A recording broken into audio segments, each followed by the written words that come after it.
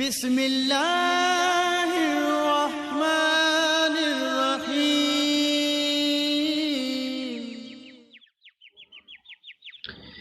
بسم الله الرحمن الرحيم.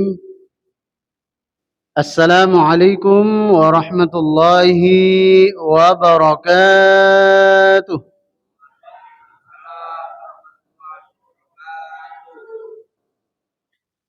الحمد لله الذي أنعمنا بنعمة الإيمان والإسلام، والصلاة والسلام على أشرف الأنام سيدنا ومولانا محمد وعلى آله وأصحابه الكرام. قالوا سبحانك لا علم لنا إلا ما علمتنا إنك أنت العليم الحكيم. رب اشرح لي صدري ويسر لي أمري واحلل عقدة من لساني يفقه قولي. رضينا بالله ربا وبالإسلام دينا وبمحمد نبيا ورسوله.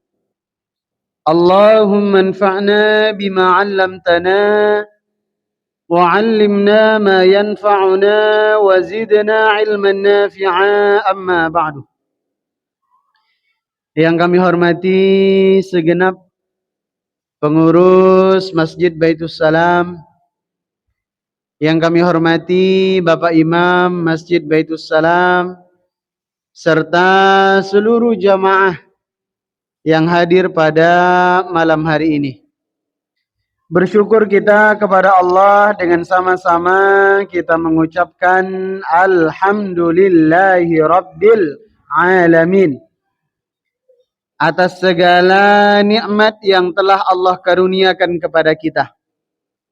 Tidak sempurna syukur kita kepada Allah, hilang keberkahan majlis ini kalau kita tidak bersalawat kepada Rasul sallallahu alaihi wasallam. Maka dari itu kita bersalawat kepada beliau dengan kita mengucapkan Allahumma salli ala Sayyidina Muhammad wa ala ali Sayyidina Muhammad. Jamaah sekalian yang dimuliakan oleh Allah, sebelum kita kaji lebih jauh, jamaah, suara saya jelas ya? Jelas ya? Nah, karena perasaan saya mesti ngegas sedikit biar suaranya terdengar. Tapi kalau nggak perlu ngegas nggak apa-apa. Alhamdulillah. Tapi jelas ya. Nah, jemaah sekalian yang dimuliakan oleh Allah, pertemuan sebelumnya kita sudah mengkaji tentang perayaan 17 Agustus. Masih ingat ya? Mulai dari hukum merayakannya, apakah ada dalil yang memerintahkannya, apakah itu bernilai ibadah atau tidak. Bahkan kemarin sudah kita kaji berbagai macam perayaan atau perlombaan yang diharamkan dalam syariat agama Islam, bahkan mendatangkan murka dari Allah Subhanahu wa taala. Kemarin sudah kita kaji. Pada pertemuan malam hari ini kita akan mengkaji tema baru, yaitu tentang doa yang didengar oleh Allah Subhanahu wa taala. Kenapa tema ini kita angkat, jamaah sekalian? Setiap negara itu memiliki sistem pertahanan dan keamanannya masing-masing. Semakin canggih senjata-senjatanya, maka di atas kertas dipastikan semakin aman negaranya. Pun juga dengan kita. Semakin banyak senjata kita, semakin banyak yang bisa menjaga kita, dipastikan terjamin juga keamanan kita. Dalam kehidupan sehari-hari kita, kata Rasul sallallahu alaihi wasallam, bagi seorang mukmin itu ada senjata. Bagi orang Islam itu ada senjata. Apa senjatanya? Ad-du'a silahul mu'min. Doa itu adalah senjatanya orang-orang yang beriman. Permasalahannya adalah, mungkin kita merasa sampai dengan hari ini, Ustadz, saya sudah berdoa bertahun-tahun, tak kunjung doa ini dikabulkan oleh Allah Subhanahu wa ta'ala. Saya sudah meminta ini sejak lama kepada Allah, tapi tak kunjung Allah memberikan. Apa masalahnya? Apa salahnya di kita? Apakah salahnya di doa kita? Atau kita berdoa di waktu-waktu yang kurang tepat? Maka kita mengkaji pada malam hari ini, doa yang didengar oleh Allah Subhanahu wa ta'ala, harapannya adalah,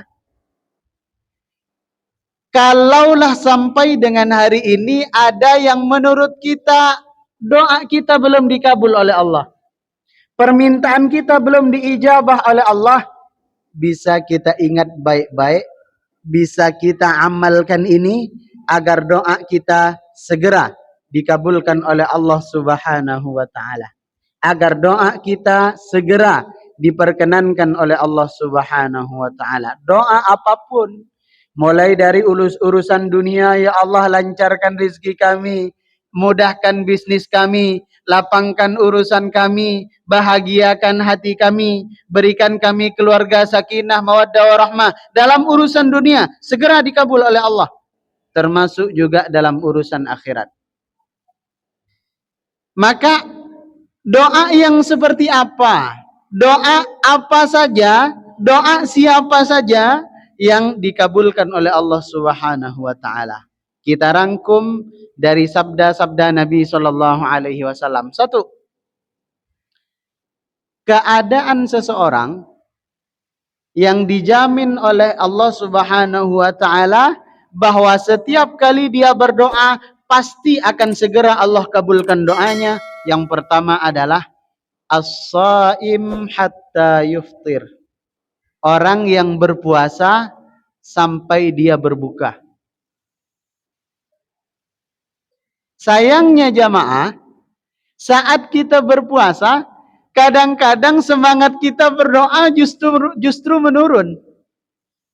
Karena mungkin lemas, kadang mungkin gairah berkurang, sehingga intensitas doa pun juga berkurang.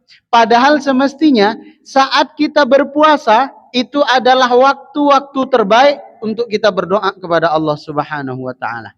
Karena doa pertama yang pasti dikabulkan oleh Allah dan disegerakan pengabulannya adalah doanya orang yang berpuasa sampai dia berbuka.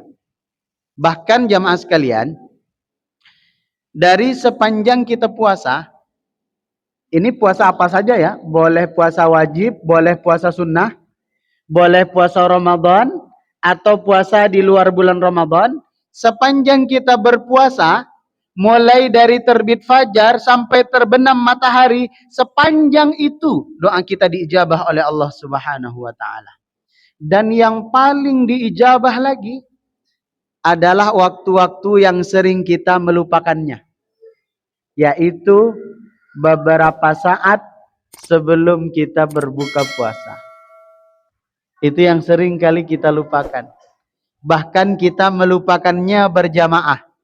Bapak Ibu sekalian, sudah berkumandang azan maghrib, oleh karenanya kita berdoa terlebih dahulu. Allahumma laka sumtu wa bika amantu wa ala rizkika aftartu birahmatika ya arhamar rahimin. Habis itu makan.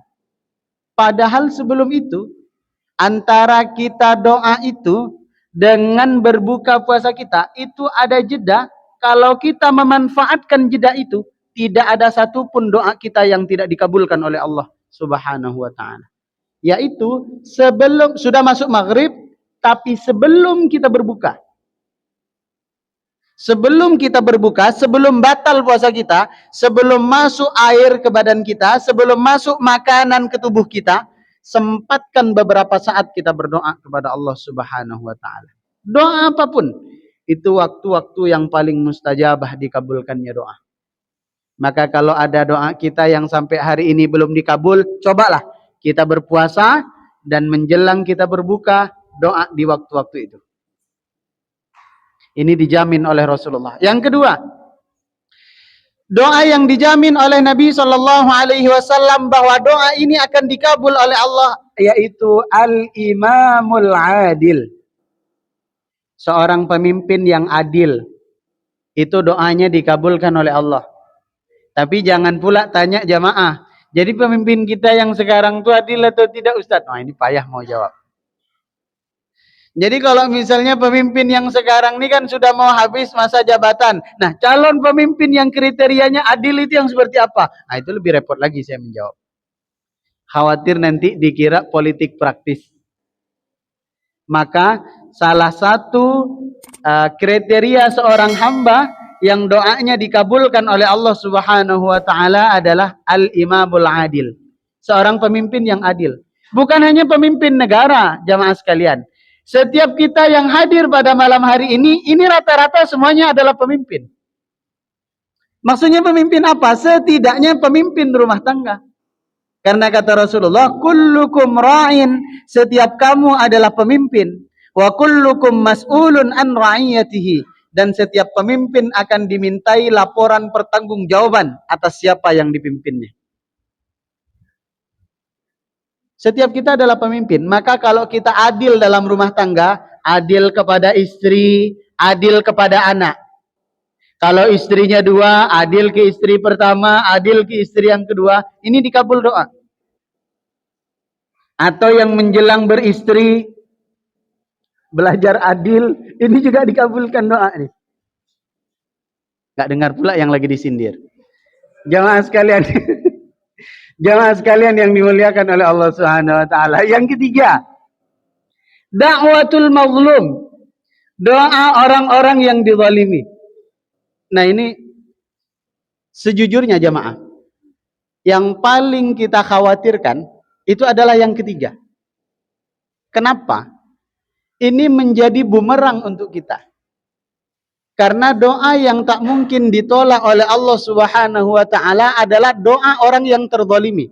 Sementara kadang-kadang kita tidak sadar telah menzalimi orang lain. Bagaimana kalau kita tidak sadar saat kita menzaliminya dan dia diam-diam berdoa kepada Allah Subhanahu wa taala atas kejelekan yang akan menimpa kita, itu pasti dikabul oleh Allah. Kalau kita merasa bahwa kita telah menzalimi orang, itu masih mending. Setidaknya kita berwaspada, berhati-hati. Karena kita sudah sadar telah menzalimi dia. Seringkali kita tidak sadar bahwa telah menzalimi orang lain.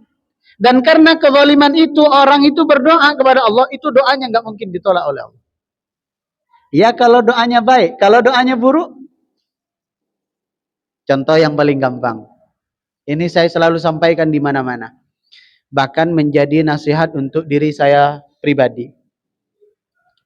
Yang punya mobil, yang punya motor, jangan parkir sembarangan. Atau kita bertamu ke rumah orang, parkir mobilnya jangan sembarangan. Kita bawa motor, parkir motornya jangan sembarangan. Kenapa? Kadang-kadang kita nggak memikirkan orang lain. Asal parkir aja di situ, tapi sadar atau tidak menghalangi orang mau lewat. Sehingga yang pakai mobil harus putar balik jauh. Iya kalau dia perumahannya di situ, yang tahu jalan belok-belokannya mana. Bagaimana kalau dia kurir? Yang dia masih mencari alamat menggunakan maps. Yang kemudian nggak bisa lewat karena motornya gede, samping kanan kiri banyak barang. Sementara kita seenaknya di situ parkir. Ini adalah contoh yang paling sering kita lakukan dalam kehidupan sehari-hari. Ini kezaliman yang besar, tapi kadang kita tidak menyadarinya. Padahal kita nggak tahu. Ketika dia hatinya jengkel, ketika dia hatinya sakit, dan dia berdoa kepada Allah, doa itu yang nggak mungkin ditolak oleh Allah Subhanahu wa taala. Mungkin kita sakit gara-gara doa orang itu. Mungkin bisnis kita berkendala gara-gara doa orang itu. Mungkin keluarga kita nggak bahagia gara-gara orang itu. Mungkin kita tak selalu lepas, sebentar musibah, sebentar musibah, sebentar musibah, gara-gara orang itu. Tanpa kita sadari. Maka hati-hati betul terhadap perilaku kita yang secara tidak langsung menzalimi orang lain. Lagi, yang paling banyak, saya kasih contoh yang paling dekat lah dengan lingkungan kita. Setiap perumahan, setiap rumah itu kan disediakan satu tong sampah. Iya kan? Setiap satu rumah ada satu tong sampah. Pertanyaannya adalah, tong sampah di rumah kita itu lebih dekat ke rumah kita atau lebih dekat ke rumah tetangga kita? Itu menjadi soal yang menurut kita sepele. Yang penting kan buang sampah kepada tempatnya, Ustadz. Ya, itu bagus. Tetapi persoalan berikutnya adalah sampah itu kan menimbulkan bau. Yang kalau lebih dekat ke rumah tetangga, padahal itu sampah kita, tapi menyengat di hidung tetangga dibanding ke hidung kita. Kita nggak tahu. Dia diam-diam berdoa kepada Allah Subhanahu wa Ta'ala. Itu yang menyebabkan kita sulit keadaannya sampai dengan hari ini. Jangan-jangan karena itu. Iya, hal sepele. Atau kita punya tanaman, kita tanam pohon. Yang secara tidak langsung semakin hari pohonnya semakin besar. Yang biasanya hanya tumbuh di halaman kita, sekarang menjalar ke rumah tetangga. Yang mungkin sehari, 2 hari masih indah, minggu ke minggu masih bagus, tapi bulan ke bulan sudah mulai mengotori halaman rumah tetangga karena daun yang berjatuhan. Ketika tetangga itu tidak terima dengan itu, tetangga kita tidak ikhlas dengan itu, dan dia berdoa kepada Allah, itu Allah kabulkan doanya. Lagi, ini yang paling sering kali terjadi. Ustadz, kami sering karaokean, kami suka karaokean, di rumah ada sound. Nggak masalah, silahkan aja. Kalau misalnya suaranya enak, nggak masalah. Mau karaokean di rumah nggak masalah, tapi persoalannya, tetangga terganggu nggak? Kadang-kadang kita sibuk di rumah berisik tanpa memikirkan keadaan orang lain. Dan kita anggap itu lumrah. Ini kan minggu pagi Ustadz, jadi kita sibuk di rumah. Tangtung, tangtung, tangtung, bunyi bertukang, bunyi karaokean, bunyi apa segala macam. Padahal kita nggak tahu. Mungkin ada tetangga kita yang kerja malam baru balik jam 7 pagi, dia mau istirahat. Nggak jadi istirahat gara-gara suara berisik di rumah kita. Kalau sempat hati dia dongkol, dan dia berdoa kepada Allah, mustahil Allah tak kabulkan doanya.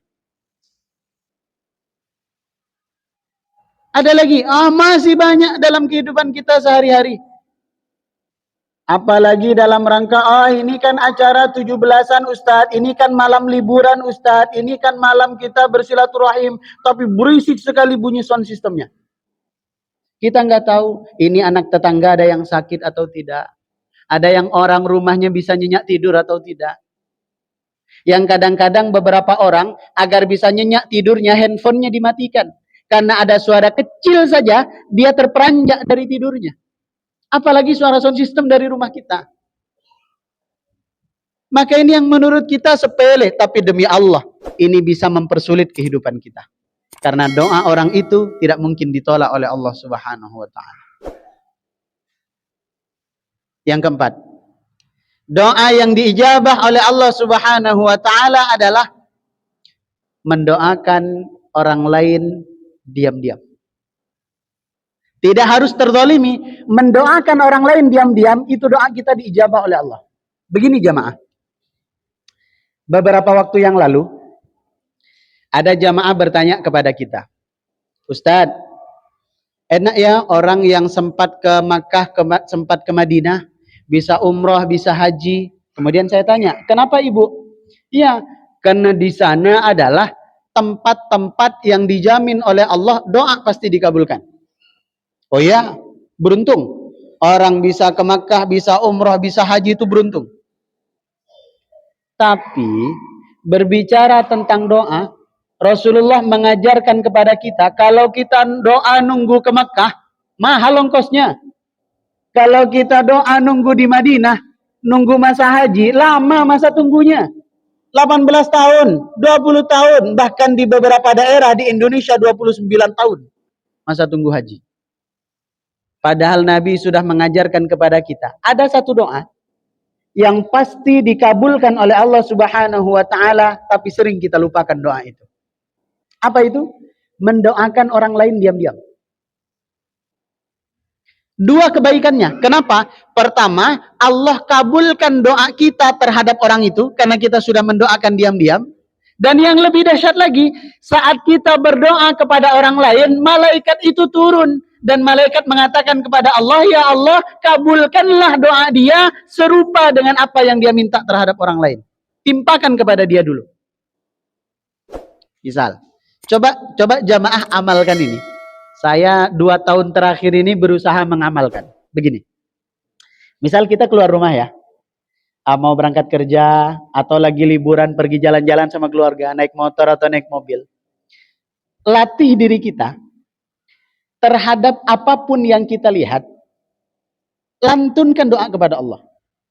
Misalnya kita keluar perumahan ya, kemudian ketemu orang bawa gerobak, pungut-pungut botol plastik, apa segala macam.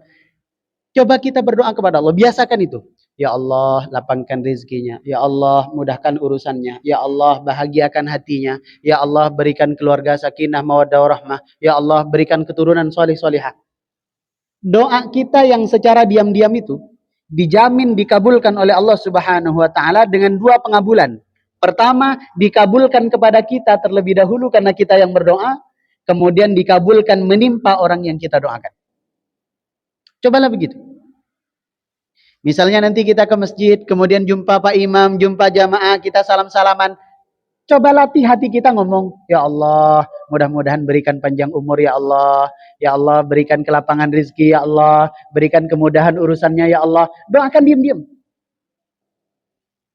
Seringkali doa itu menjadi formalitas yang kita ucapkan. Padahal kalau sudah diucapkan, ketulusannya berkurang. Ketulusan itu yang menyebabkan Allah lambat mengabulkan doa kita. Coba doa itu diam-diam.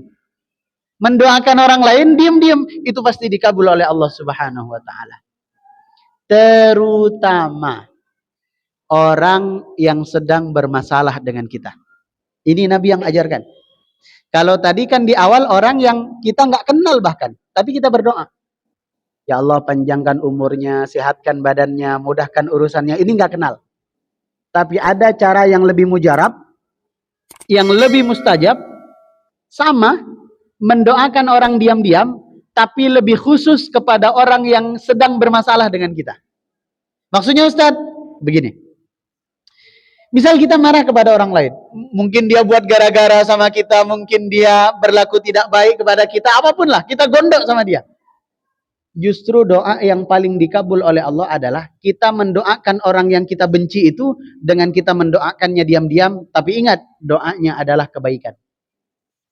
Karena kalau kita berdoa buruk, malaikat juga mengatakan, ya Allah, timpakan doa itu kepada dia sebagai yang berdoa. Kita berdoa, sebut si fulan. Misalnya kita lagi dongkol sama si fulan misalnya. Sebut dalam doa, ya Allah, lagi dongkol sama si fulan, ya Allah, panjangkan usianya, ya Allah, bahagiakan hatinya, ya Allah, lapangkan urusannya, ya Allah, mudahkan segala sempitnya, ya Allah, sehatkan segala sakitnya, ya Allah. Doakan itu diam-diam. Itu doa yang paling dikabul oleh Allah, tapi sering dilupakan kita kaum muslimin. Iya, malah kita kebalikan. Kepada orang yang kita senang, itu aja yang kita sebut. Kepada orang yang benci, kalau perlu kita nyumpahin, bukan doain. Oh, celaka ini. Iya kan? Kadang-kadang begitu. Padahal Rasulullah membalik. Justru kepada orang yang sering bermasalah dengan kita, sebut namanya dalam doa, dan doakan dia dengan doa yang baik-baik. Allah pasti mengabulkan. Satu doa itu dikabulkan untuk kita, dan satu doa itu dikabulkan untuk orang yang sedang bermasalah kepada kita. Makanya jamaah, dulu di zaman Nabi SAW, saya yakin jamaah pasti tahu kisah ini. Ketika Nabi dilempari batu, pernah dengar kisah ini ya? Itu nama daerahnya Taif. Nabi itu dilempari batu sampai berlumuran darah. Sampai malaikat Jibril turun menawarkan, Nabi, berdoalah kepada Allah. Orang-orang Taif ini sudah keterlaluan. Berdoalah kepada Allah agar Allah memerintahkan kepada saya untuk saya timpakan gunung yang paling besar di Makkah ini, saya timpakan kepada penduduk Taif biar mereka mati semuanya. Apa kata Rasulullah? Oh, jangan. Jangan. Bahkan Rasulullah berdoa diam-diam kepada orang yang sedang bermasalah dengan Rasulullah. Apa doanya? Asallahu ayyukhrijana min aslabihim. Ya Allah, mudah-mudahan keluar dari keturunan mereka, keluar dari tulang sulbi mereka, keluar dari rahim-rahim mereka, keturunan yang bertakwa kepada Engkau ya Allah, yang beriman kepada Engkau ya Allah, dan negeri ini menjadi negeri yang diberkahi. Dan terbukti hari ini jamaah, terbukti hari ini, hampir mayoritas wilayah Makkah dan Madinah, itu hampir semuanya tandus. Hampir semuanya. Salah satu wilayah yang paling subur, Taif, sampai hari ini.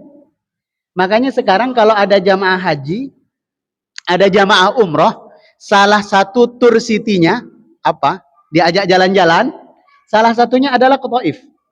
Karena kalau di tempat-tempat lain itu cuma ada hamparan gurun pasir begitu saja. Tapi kalau di Taif, orang itu bercocok tanam. Nanam semangka itu tumbuh. Naman jeruk itu tumbuh. Naman anggur itu tumbuh di Taif. Karena keberkahan doa Nabi SAW dahulu. Dan sampai hari ini seluruh penduduk Taif itu beriman kepada Allah Subhanahu wa taala. Kenapa? Karena doa Nabi SAW dahulu mendoakan diam-diam orang yang bermasalah dengan Nabi SAW. Maka dari situ kita belajar hari ini. Justru kita balik. Kalau orang yang kita senang, pada dasarnya nggak perlu kita doakan. Karena setiap kita senang kepada dia, itu turun rahmat Allah untuk dia. Tapi kepada orang yang benci, justru kita harus sering banyak-banyak sebut nama dalam doanya. Dalam doa kita harus sering banyak-banyak menyebut namanya, memohonkan kebaikan kepada Allah, karena doa itu dikabulkan oleh Allah. Dikabulkan untuk kita, dan juga dikabulkan untuk orang yang kita doakan. Yang terakhir, doa yang dikabulkan oleh Allah Subhanahu wa taala adalah doa di waktu-waktu mustajabah. Saya harap jamaah ingat-ingat betul. Apa di antaranya doa di waktu yang mustajabah? Nah, antara azan dan iqamah. Jadi jamaah, kalaupun misal nih, nanti kan azan isya. Kan ada jeda antara azan dan iqamah kurang lebih berapa? 5 menit ya kurang lebih. Ya 5 menit lah kurang lebih. 10 menit sama azannya. Contohnya 5 menit. Jangan sia-siakan waktu 5 menit itu. Kalaupun kita pakai untuk sholat qobliyah, kan masih tersisa 1 menit misalnya, setengah menit misalnya. Sempatkan itu untuk berdoa. Itu dikabulkan oleh Allah Subhanahu wa taala. Bahkan kalau ada kita yang, aduh Ustadz males sholat qobliyah, kan juga sholat sunnah aja pun Pak Ustadz. Iya, nggak apa-apa nggak sholat, tapi jangan sampai tidak doa. Kenapa? Itu waktu-waktu yang mustajabah. Lagi, apalagi waktu mustajabah? Hah? Sepertiga malam. Tapi ini agak berat. Ustadz, boro-boro sepertiga malam. Ujung malam aja kita kesiangan. Apalagi sepertiga malam. Waktu-waktu yang paling mudah aja kita lalai. Contohnya, antara khutbah pertama dan khutbah kedua. Coba. Kita bukan berdoa, nyenyak kita dibuatnya. Dengerin khutbah Jumat? Enggak. Pokoknya begitu khatib naik mimbar, Assalamualaikum warahmatullahi wabarakatuh. Udah ngorok kita. Boro-boro mau doa. Kadang-kadang iqamah harus sampai dibangunkan. Pak, sholat. Ya Allah. Gimana doa mau dikabulkan oleh Allah? Jemaah sekalian yang dimuliakan oleh Allah. Terutama juga di sujud terakhir dalam sholat. Tapi perlu diingat. Sujud terakhir dalam sholat ini, kalau doanya menggunakan bahasa kita, bahasa Indonesia misalnya, jangan dilafazkan, nanti sholatnya batal. Kalau menggunakan bahasa Arab boleh. Ya Allah, wafatkan kami dalam keadaan husnul khatimah. Pakai bahasa Arab. Allahumma khtim lana bihusnil khatimah. Itu boleh.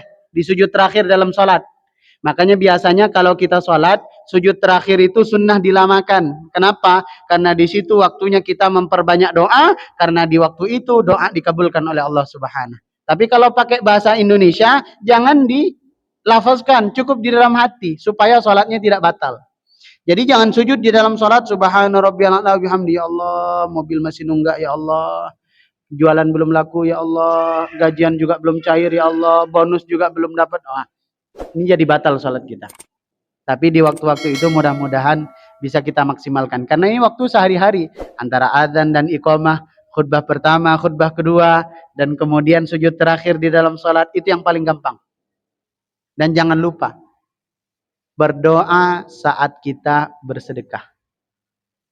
Kita datang ke masjid, bawa duit, masukkan ke kotak infak. Saat kita memasukkan itu sambil berdoa kepada Allah. Ya Allah, mudah-mudahan dengan keberkahan sedekah ini Engkau sembuhkan segala sakit kami ya Allah. Itu dikabul oleh Allah. Ya Allah, berikan dengan keberkahan sedekah ini Engkau jadikan keturunan kami soleh-solehah. Itu dikabulkan oleh Allah. Ya Allah, dengan keberkahan sedekah ini Engkau lapangkan segala urusan kami. Dikabulkan oleh Allah. Apapun dikabulkan oleh Allah. Maka saat memasukkan uang ke kotak infak, jangan cuma masuk habis itu pergi. Tapi masuk disertai dengan doa. Tapi jangan pula masukinnya pas dengan doanya. Nanti kelamaan kita di kotak infak. Ya Allah. Kata jamaah sebelah, itu ngapain Bapak itu? Jadi masukkan dulu, habis itu berdoa. Jangan ditempel begini kemudian kita berdoa. Wallahu a'lam bissawab. Sembari menunggu adzan Isya, ada tanya jawab? Sesuai dengan tema boleh, di luar dari tema juga boleh. Silakan, jamaah. Ada tanya jawab? Jamaah sebelah kiri? Enggak ada? Oh ada. Silakan. Waalaikumsalam warahmatullahi wabarakatuh. Mau nanya tentang sujud sahwi ini Pak Ustaz. Itu kapan dilakukan Pak Ustaz?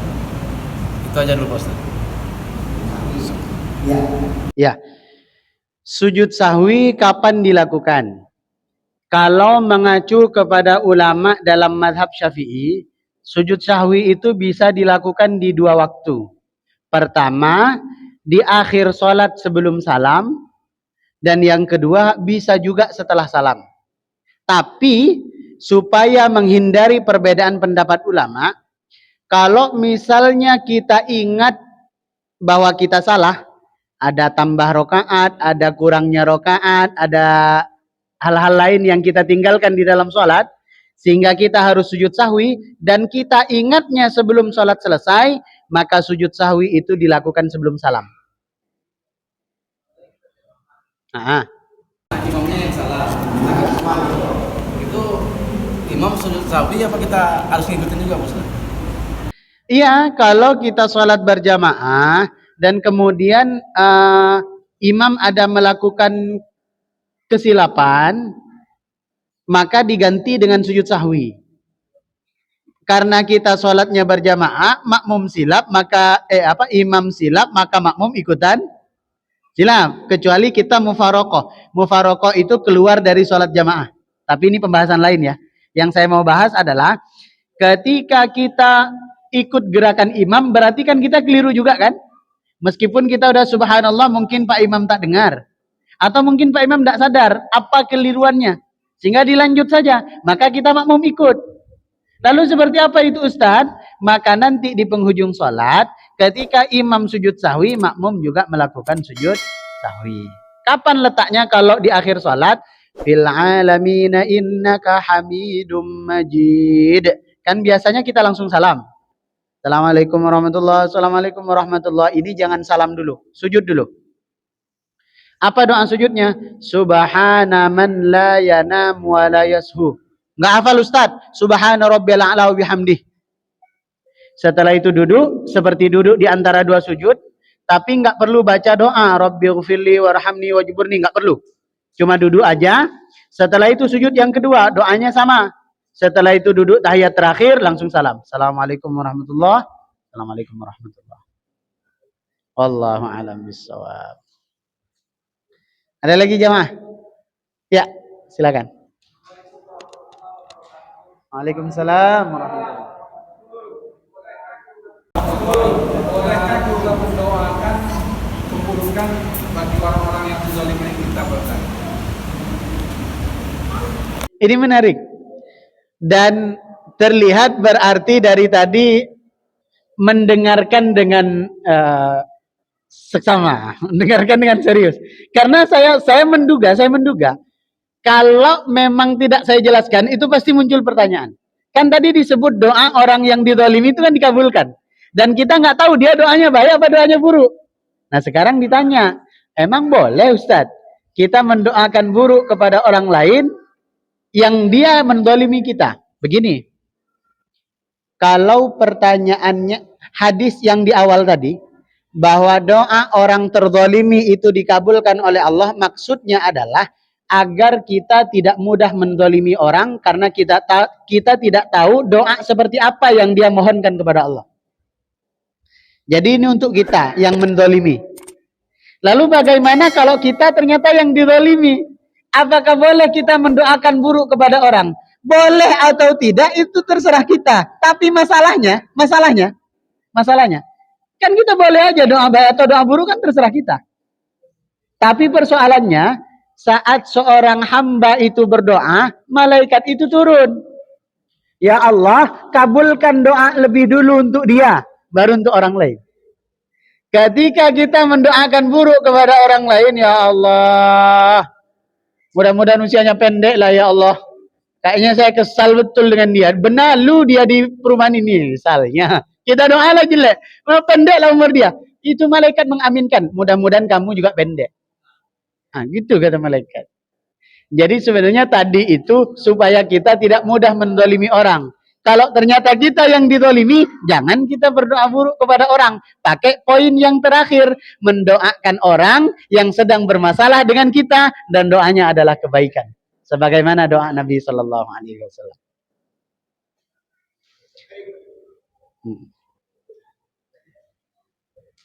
Silakan jemaah, ada lagi? Waalaikumsalam warahmatullahi wabarakatuh. Pak. Silakan. Orang yang sudah meninggal itu, apakah rohnya itu mendoakan orang yang masih hidup? Apakah rohnya itu mendoakan orang yang hidup, masih hidup di dunia ini maksudnya gitu. mendoakan? Ya. Baik, begini. Apakah ruhnya orang yang meninggal dunia itu mendoakan orang yang masih hidup? Justru sebaliknya. Orang yang sudah meninggal dunia itu, orang yang sudah wafat itu tidak bisa memberikan manfaat, tidak bisa memberikan mudarat. Tidak bisa mendatangkan dampak baik, tidak bisa memberikan dampak buruk. Justru yang bisa memberikan dampak baik dan dampak buruk adalah kita yang masih hidup kepada orang yang meninggal dunia. Bukan orang yang meninggal dunia itu kepada kita. Kenapa begitu? Karena dalam hadis Nabi disebutkan meskipun tidak secara langsung bahwa ruhnya orang yang beriman itu sudah nikmat di sisi Allah Subhanahu wa taala, tak sempat memikirkan kita yang hidup. Kalau matinya orang yang bermaksiat, ruhnya itu sengsara menerima siksaan dari Allah, tidak sempat memikirkan kita yang masih hidup. Justru kitalah yang masih hidup ini bisa memberi pengaruh kepada orang yang meninggal. Entah itu pengaruh baik, misalnya kita mendoakan, bersedekah atas nama orang yang meninggal, itu kan pengaruh baik. Atau pengaruh buruk bisa. Contoh. Kita anak, orang tua sudah meninggal dunia. Saat kita berzina, itu bukan hanya kita yang menanggung dosanya. Tapi dosa itu juga ditransfer kepada orang tua yang kita yang sudah wafat. Mungkin orang tua kita rajin ibadah, tapi disiksa di alam kubur karena dosa yang kita lakukan. Atau misalnya meninggalkan harta warisan yang banyak, tapi kita ahli waris tidak membaginya sesuai hukum syariat, itu disiksa oleh Allah Subhanahu wa taala. Jadi bukan mereka yang memberi pengaruh kepada kita, tapi kita yang bisa mendatangkan pengaruh kepada mereka. Wallahu a'lam bishawab. Lalu kalau mereka menampakkan gimana Ustaz? Ini tadi pagi.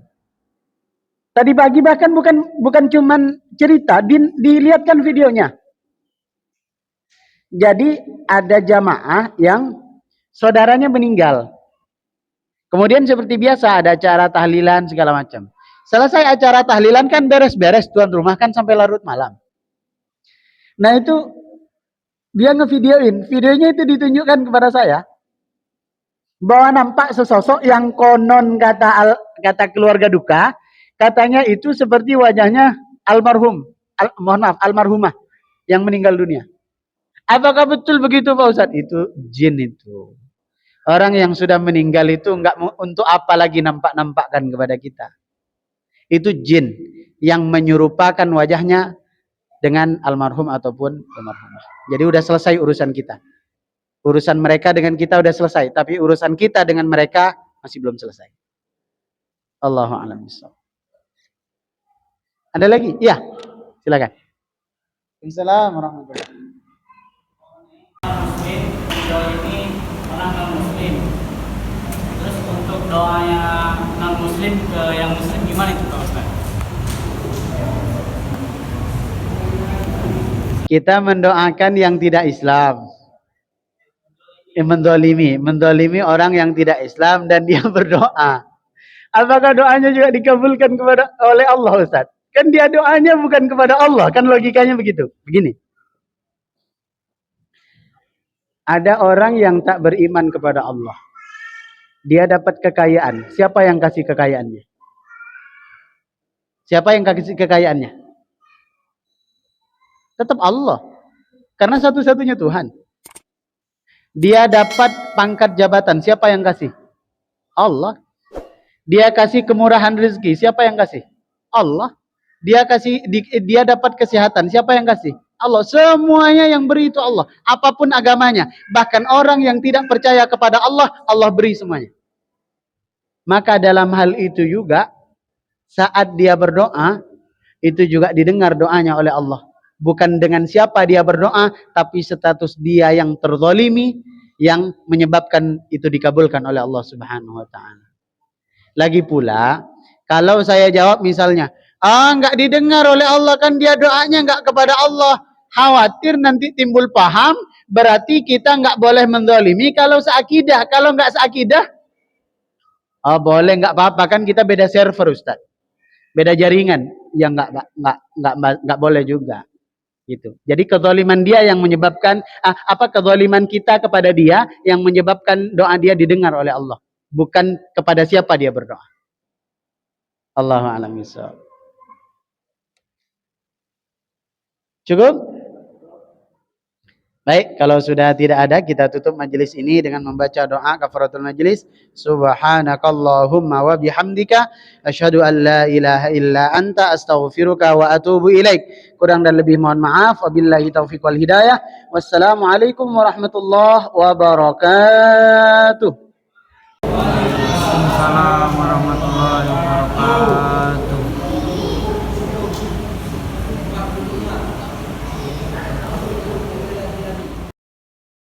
Sadaqallahul azim.